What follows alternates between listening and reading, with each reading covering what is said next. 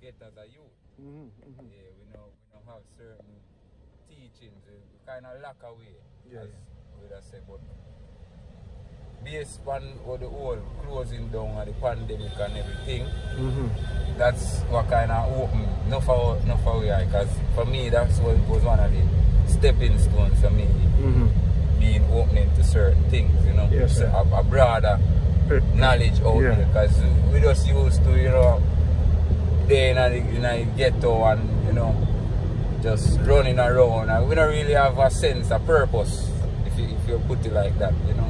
Because as you know, we don't ghetto, male figures are we short, and we don't really have a lot of father figure in our ghetto. So as a youth, you know, so we find other things to replace that, which will be the gangs and all sort of, you know, manner of evil, where we don't really want to get involved into, but that's the alternative where we provide it within our ghetto. So as I say, change and balance, and you as a teacher bringing that forward to me, that's something resonate to me, because me think say we as Jamaicans, we can do with a change and, you know, balance out to our go on, you know. Yeah, because we live there and we see crime just get worse, but we have good people here, we want changes. So if we can come together and put our voices together, people from different ethnic backgrounds, you know, and come together and say, this is what we are standing for, we need a change. So, yeah man, definitely on board whatever we need to do to get this program going. Yeah, so, yeah man. So your loyalty to the construct of the ideology, you understand the philosophy. Definitely. And understanding the philosophy, you're from Flanker. From Flankers, and the volatile community, where their class is as volatile, because I mean we are humans and everybody is gonna have internal conflicts, if you put it at that. Yeah, you're gonna have people that have their differences, but it's how we go about solving those differences, you know. And for me, one thing I don't see a lot of people coming in and say, alright, we're gonna bring the war in fractions, because if you have 2 years like going at it, and we say, alright, you need a cease of what's going on, we need to bring the guys together in whatever form or way, and we try to find out what's going on, and, you know, try to pacify on that level. But based on my analysis and what I'm seeing is, what the big guy is doing, if you have a problem, they just come and just, you know, use bull force, police come, they don't differentiate who, because they're living in an area, they don't really differentiate who is like a criminal or who is just an ordinary citizen. They just treat everybody on one level, you know. So for me, I would say getting some farmer committee or team together, where you know, say, alright, you have differences in an area, you come together and we meet with the youths them, where you know, say, alright, this person have influence at this area, this person have influence at this area, and we come to them and we bring them, show them certain things, because I mean, they're living in an area, and once crime is happening, then, you know, there's no growth for that area. Because if things used to run, say, even to 10 o'clock, and once you have a flare up of violence, then the law is going to come in and shut down that area. We're not going to have any productivity. Restaurants, without any farm of business running in that community, it's not going to be productive, because you're going to have a cut in the business time, you know. And that's just because of the violence or whatsoever is going on in the community. So if we can come up with a solution where we can eradicate some of those problems, you know, where we've got find stuff for the youth, get them involved in, so you know, say, alright, even though we don't have a father, but we go maybe play that role there. So you know, say we have even a community center. You know, say alright, we have a certain amount of youths.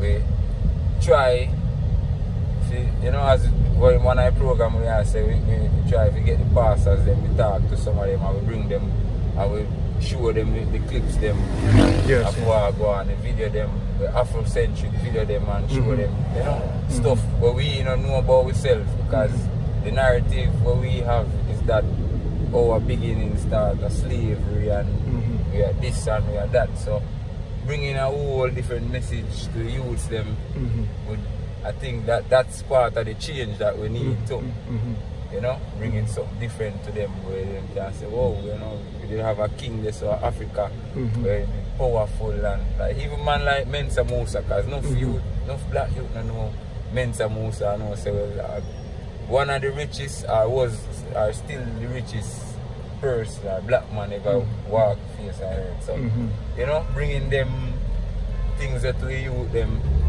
I think that's one step forward, you know? Yeah. But, yeah, man.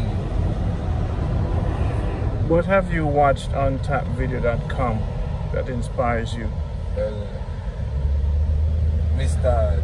there's a whole lot of videos. I mean, so much I can't, but John Henry Clark, one of the greats, Joseph Ben Yakinen, Amos Wilson, Dr. Valentine, Mpedishi, Bobby Emmett.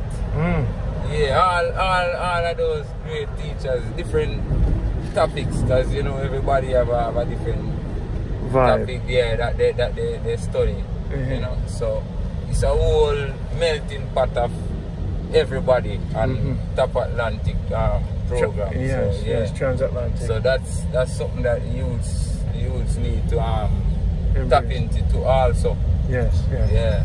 So now, how long you been watching tapvideo.com transatlantic production? I'm on that for 2 years now. 2 years? Yeah, 2 years. You finished all the Dr. Clark videos? All the Dr. Clark videos. You're truly a disciple. Yeah, man. And I'm watching Jamaica Good Life for a year and a half now. You know? So my work was not in vain? No, definitely not. You know, your work inspire a lot of youths, you know. And a lot of people abroad, because just by what you're doing, daily driving around and, you know. So you knew I upload all those videos to the internet? Yes, and I watch every single one of them before I left home. No. The transatlantic, I'm the one who built the network. Oh, yeah? And me upload them. Oh, no, man. No, I'm the director of the world's largest African history archive. Whoa. But you never know. Never. Yeah? So I'm sitting beside a legend right now. They don't know. They would never know. Live and living. Yes, they would never know that I'm the assistant to the Grand Master, Clemson Brown. Mr. Clemson, I'm his right hand. Whoa. And I'm the one who encoded all those videos. It took me 5 years in a room to sit down and encode them from videotape, and I build a system. I'm the one responsible for lifting the mothership. The liberated content. I was born to lift it. Definitely. And then he was born to record it. I was born to digitize it. Then I was born to modernize it. Yes, to bring it to you. So no, I went to Africa to deliver it. I came to Jamaica to deliver it. I had no one to receive me because everyone was on a low frequency. So I had to wait and trying to find. And I lost a lot of equipment and stuff, trying to find the real people. Then I come to Montego Bay, and the spirit say, you know, something about this place. I mean, I get the love. And then I say, flanker, don't go flanker, you know. I say, no, man, so I say, but wait. That's a joke, man. Then I say, but, and then we keep hearing about this flanker. And I see the video them on YouTube. But me, because me know say who me is. Me know the Supreme Divine Being allow me to deliver the message where it's supposed to be delivered. The right people are the people in. The right people. wherever the good is needed, the good will have to go. Yeah. You see me? So now when them say, no man, you wanna go flank it, you wanna go them places. I'm say then at them place them wanna go. Yeah. Because if we have to change and balance that's the thing. where the problem is, so you have to go directly to the source to address it. Yes. You know? So the man them say, yo Randy, what way you do? I say, brother, hurry up, top man, stand alone. Yeah. Stone Love stand alone. So you know have to come with me now, cause Randy stand alone. Yeah, yeah. You see me? So we tried it, and now we find you as a disciple of Dr. Henry Clark. Because once you watch Dr. Henry Clark 58 videos, yeah, man. Life-changing stuff. Your mind, it's a whole different scenery, you know? Your energy. So now when you approach you're bridging them with that mind, how them receive you? Sometimes how them receive you? I get all different kind of receivers, you know? Because like I said, this stuff is stuff that's new to most of them. Yeah. So my friends are friends that are open to anything. So once I have something informative to bring forward to them, yes, I mean, they listen. Take what they take from, because not everyone is gonna, you know, just gravitate to certain message. Yeah.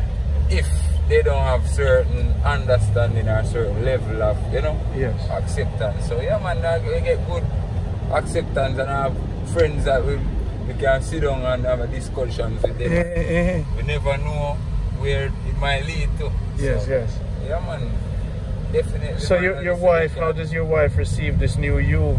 And does she participate? Yeah, definitely man, 100% support from her, you know. Yeah. So yeah, she really take on to what, because I mean, she's a person who she really take on to, you know. Passionate about. Yeah, passionate about, and I have her support fully, so yeah man. So now, how old are you? I'm 31. And where were you born? I was born in here, Montego Bay City. Born in a small community called Tucker, and you know, I left there and went to Flankers. I was living from I was like 3 years old, so call it say I'm there for what, 28, 29 years, something like that. Yeah. So and you saw it all. You saw it all. Were you ever in any kind of groups? No. Well, I mean, we have our friends that we grew up with, and you know, everybody choose a different path. But as far as a gang or a clique, no, I've never been in anything like that. You know? Yes. But these people have respect for you. Yeah, man, definitely.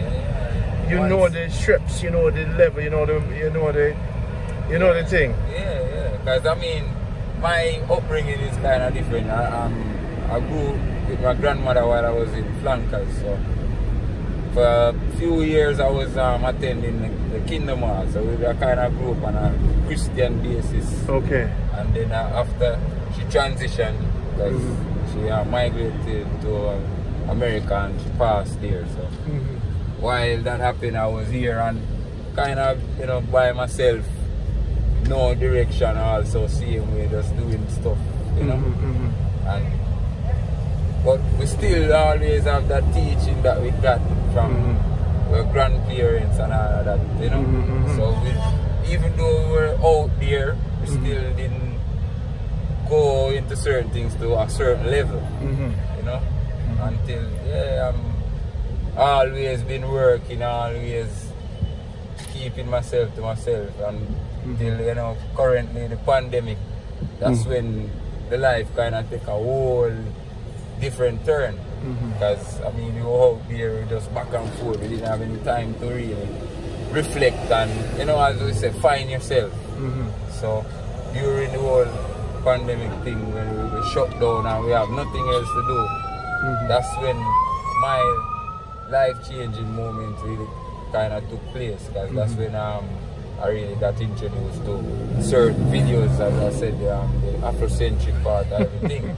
Yeah, because with the whole vibes and everything that was going on with the murder of George Floyd and everybody, so that, you know, that kind of drive me deeper into that movement, because, you know, the whole black matter thing, and so you know.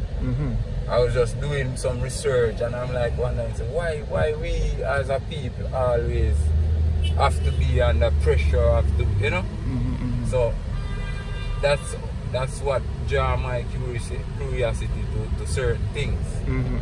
Yeah, because it's just the whole vibes of everything that was going on in 2019 and everything. And I said, boy, we can't be like this. There has to be something.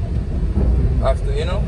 And like I said, just searching and searching. One video lead to the next, and yeah. And then I was just on YouTube one day, and I don't remember what, but I saw this video, and it said Tap Atlantic, you know. I say Tap Atlantic. Let me check it out, because you know, once you on YouTube, once you start watch certain videos, and you go deeper in the search, is gonna start to recommend more of that content. You know?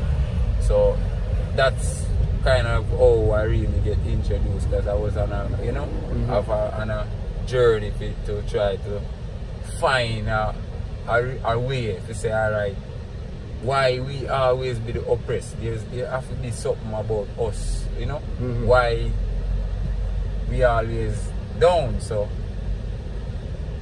going on Tap Atlantic and listening to John Henry Clark and finding the origin of the Bible and Christianity and all these information that we were never aware of before.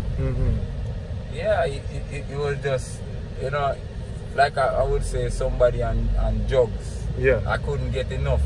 Yes. Yeah, if you get a chance to speak to my wife, like from wake up a morning time, every single day, right through the day, just videos of what, you know, this recorded in the Bible, and then Yosef always talk about like the Islam and all of them where they get their breakdown of the religion from. So it's a whole different vibe, man, you know.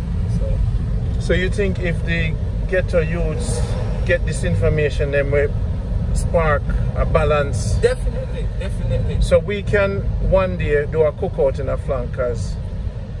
Yeah. And what I want to do is to invite some youths with a projector. My brethren, I'm going to try to help my fund to get me what I need. Because I'm saying I go far. Right. I go all the way. And I put my life for everything I do. Yeah. So I want to get a projector.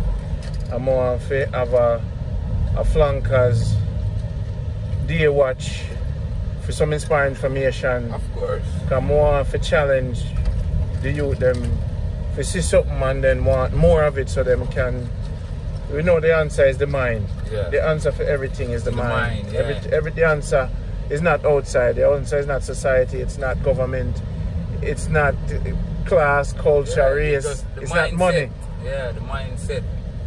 And once your mind open to a whole different information, it's life changing, you know. Because I mean, I think we're superstitious people, so certain knowledge is like taboo to us. We don't really want to explore into it.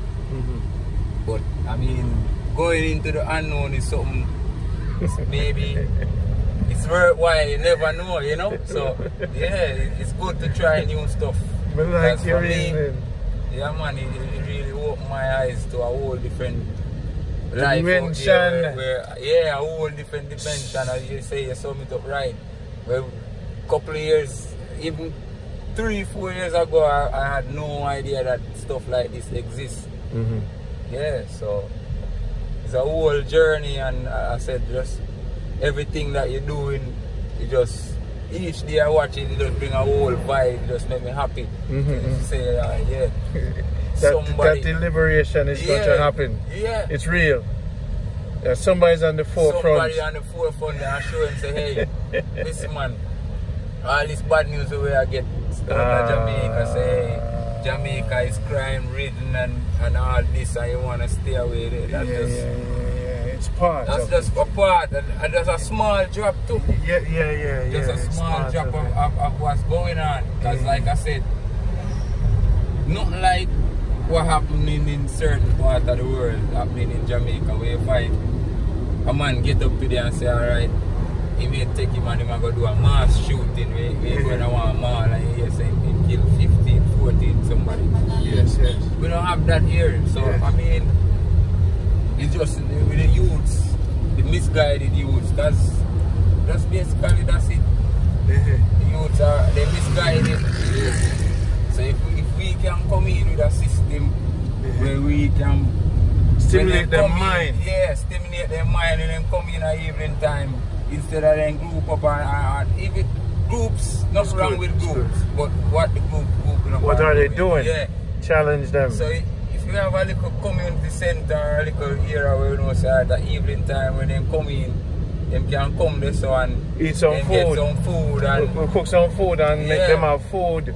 We watch 2 video and then we say alright, we have a little recreation hour, we play 2 football or something, and, you know, we try to bring them together in other way. Yeah, so I mean a whole different ways where stuff can happen. Yeah. So, wow, this is a iconic day. Yeah man, very much. You know, this is I didn't expect you to have found the mothership, we'll call it. 5 years ago we uploaded it. Yeah, man, and after me, I watched 400 videos. And in my head about 600 videos. Right. So I have a humility. You know, I have a humility, but I had to bring it to my brothers and sisters in Jamaica. Yeah, it's much needed. I know it was lacking. And now me did have to go borrow from the African Americans. We do the hard work, and then now we bring it to Jamaica so that we can liberate the mind. This is what Marcus Garvey, Bob, everybody I talk about say, the ones them in the wind is we. So I spend 20 years very militant and focused because I knew that something was in me to get done. Yeah. And from traveling through Jamaica, and when the father put it in my hand, you know, and the energy I show you, say you have great responsibility for your country. So we want you to be able to save Jamaica.com. Yeah. Them say mad.